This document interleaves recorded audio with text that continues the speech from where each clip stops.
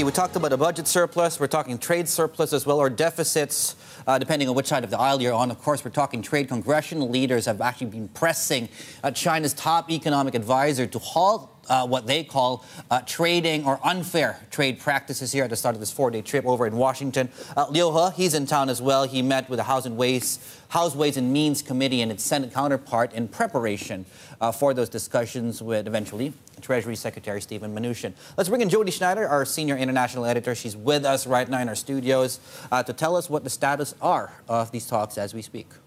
Well, this is yet another round. There was the round in Beijing, which didn't go quite so well. They left being far apart, although they said that they were going to continue talking. And now this is symbolically, this is important that this is a key advisor, key trade and economic advisor to the Chinese president in town for talks. First went to Capitol Hill, where Kevin Brady, the chairman of the House Ways and Means Committee, a Republican, told him that China should really look at some of its unfair trading practices, as he said, that they want to deal with these and in a hope to avoid these tariffs. The U.S., of course, has proposed $150 billion in tariffs against Chinese imports, and China has said it will retaliate in kind. So the two sides are talking. That's important. Steven Mnuchin and Commerce Secretary Wilbur Ross will be in the next round of talks that are going to continue to occur in Washington. Jodi, North Korea has warned about the summit that's coming up here in Singapore in June. What's been the response from Trump as well as his administration?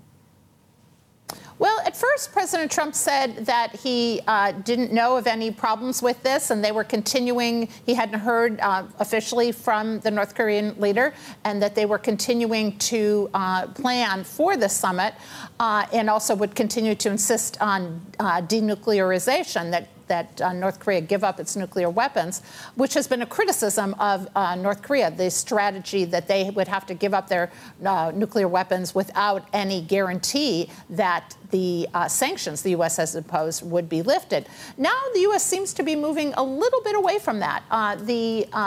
The concern is over some remarks John Bolton has made.